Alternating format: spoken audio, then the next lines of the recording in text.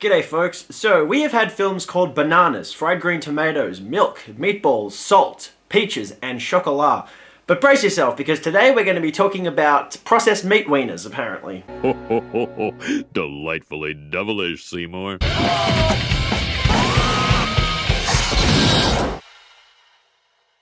Yes, everybody, welcome back to Delightfully Devilish, the show where we discuss films that all at once meet the criteria of being the good, the bad, and the ugly. I'm your host, Jukebox Harry, and today we're going to be examining the fad of 1980s ski movies. Hot Dog the Movie is a 1984 teen sex comedy ski film. It has nothing to do with hot dogs. There are no hot dogs in the film. The film was titled Hot Dog the Movie because one of the actors suggested that's what they call the movie. Apparently they were very short on ideas for movie titles and they just went with that. So on further research I found out that hot dog skiing is apparently a type of skiing that prioritizes imagination and technique over strict speed.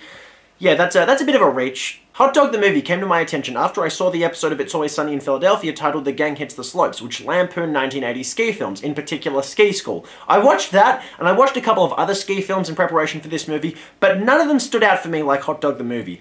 And that's not for the right reason whatsoever. Most of them were forgettable, but Hot Dog the Movie had something extremely wrong with it, which I'll get to about halfway through the review. This movie features a group of actors, most of whom have no Wikipedia page, and it grossed $17 million on a budget of $2 million. So, let's ride. Hot Dog the Movie kicks off with 80s music and a montage of ski footage as the title card pops up before a car pulls up by our protagonist, Harkin Banks. Get your ass out of here, lady! You fool! Imbecile! This negative attitude towards women is pretty rampant throughout the film. This is just a precursor. Harkin offers to give her a lift. Well, how come that guy threw you out of there like that? Well, what do you think? I don't know, that's why I asked. I ain't going down on a guy at 65 miles an hour just for a crummy ride. This film seems to recognize that there's something wrong with the idea of expecting someone to go down on you in return for offering them a lift, but it gets kind of rapey later on, so I don't actually know if that's its moral stance. Got something besides this? Wait, you don't like country? Eh? Yeah, just pop it in. Cool cat likes to rock and roll. This way. Yeah. Cool cat likes to love and sing. Cool cat likes to boogie boogie boo. Harkin is going up to compete in the skiing championship, just like in every other ski movie ever. And then we're treated to a montage of shots of the car driving across different American landscapes. Obviously the creators were limited for ideas and had to fill in the running time, but if that wasn't obvious in a film they called Hot Dog the Movie, then come on people. They stop off at a motel for the night. You know there's only one bed in here. So, pick a side and stay there. Why did she leave the shower running after she'd gotten out? That's so wasteful. So how come you didn't try nothing last night? Well, you were acting pretty resistant last night and it seems like he wanted to do the right thing. He didn't exactly invite me anyway.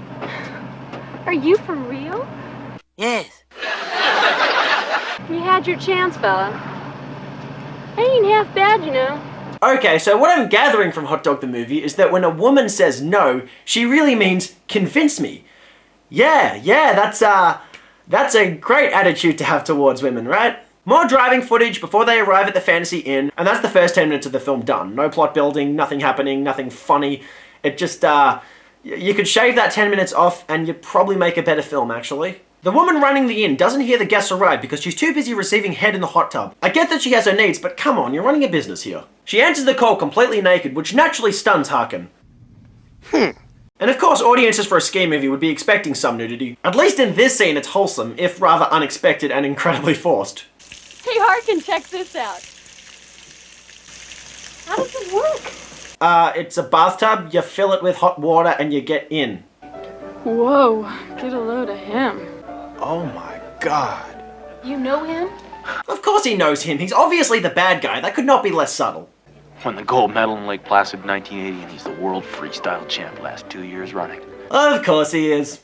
World's greatest skier. Until his inevitable defeat at the end of this film, of course. Harkin goes to introduce himself to the European skier, who naturally is an evil foreigner that refuses to even acknowledge him.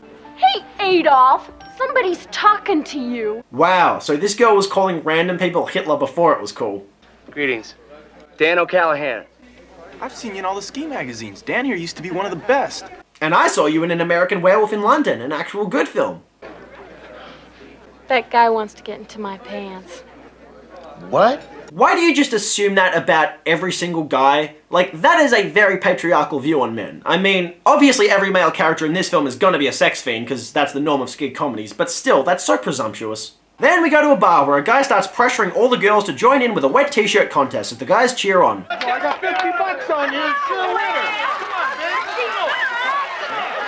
Does nobody want to acknowledge the fact that she said no like several times? Yeah, that's some of the rapey vibes I'm talking about in this movie. We have the contest and then all the women dance around topless. Now we're 20 minutes into the film and still nothing has really happened. This is not making me happy. Then our hero serenades us with an acoustic song that isn't Wonderwall, then we get a sex scene, then we get some skiing footage. Nothing that has happened in this film so far has not been just yet another gimmick. But then again, if you wanted to expect something more from the director, then you clearly haven't seen his film Wagons East, which was a sad end to John Candy's short career. Harkin gets introduced to the Rat Pack, a supposedly lovable group of misfits, one of whom is the obligatory 80s Asian stereotype who speaks no English and wears his Japanese heritage very blatantly. We call him kamikaze. Of course you do. Whilst they prepare to go skiing, we meet Sylvia, portrayed by Shannon Tweed, the 1982 Playmate of the Year and wife of Gene Simmons. Extended skiing montage, random drinking banter. I don't understand a word this guy is saying. I haven't seen a skier like you in years. I've seen them all. I'll bet you have. She is such an asshole. Like, every character in this film is either an asshole or someone who has no personality whatsoever. Can we get someone likable for once? Now, I don't eat seafood, but I sympathize with this guy. If there's food there and no one's eating it, fucking go for it.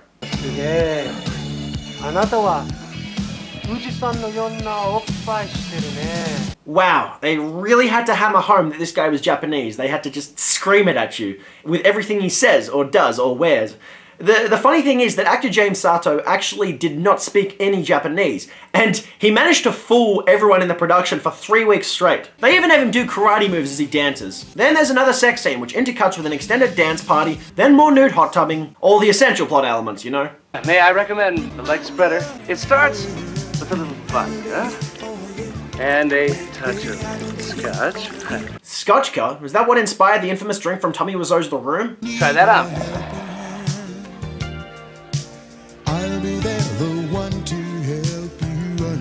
Oh, that's a bad look. Something's about to go wrong.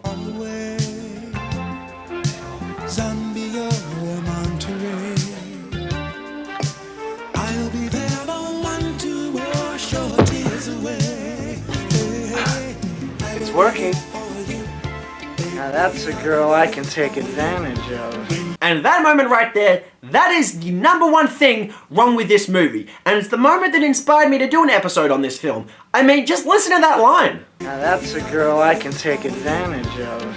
The fact that this film plays off pulling a roofie on a girl as such a normal thing, or as a joking matter, or just all around as something so casual. God, this moment just really screams rape culture, and it's just disgusting beyond words. These vibes continue after Sunny walks in on a hot tub sex scene before deciding to enter a sauna full of men, but when she tries to leave, they don't respond with support. Instead, she gets pressured to drink and gets felt up before the scene ends ambiguously. But there are safe assumptions on where things went from there, and I'm gonna say they probably weren't all that consensual. Dan, what happened? I was mixing a drink and I hit a tree. What the fuck is that supposed to mean? By the way, we're halfway through the film at this point, and nothing has gone anywhere. I haven't laughed once. The only emotional reaction I've had is disgust towards the perverse nature of the narrative. I guess vegans and hot dogs really don't mix. Do you know what I had for breakfast this morning? Wheaties! I had sunny side up, and I had sunny side down, and I had sunny side all the way around. You toad-sucking son of a bitch! Hey. Okay, why are you getting so possessive and angry all of a sudden? You were just naked in a hot tub with Shannon Tweed, Playmate of the Year. You're not in a relationship with this girl, and even if you were, that'd give you no right to be as toxic and possessive as you're being. This is just 80s masculinity on the darker side on full display here. Rudy challenged us to a broomball match tonight at the arena. All right. Are we all just supposed to know what broomball is? Because I've never heard of it before this film. Another skiing montage, this time done to what sounds like the soundtrack to Pilot Wing 64. Remember that game? That was actually a really fun part of my childhood. Admittedly, we do get some cool ski moves here, and you'd have to be a fan of skiing if you're watching this film for legitimate reasons. Still, impressive skiing does not override actual originality, no matter how much this film wants to pretend that that's the case. And neither does the extensive amounts of nudity, no matter how much I'm enjoying that. Also, none of the lead actors in this film actually knew how to ski, so what we're looking at is actually a mix of extreme close-ups and mostly stunt doubles.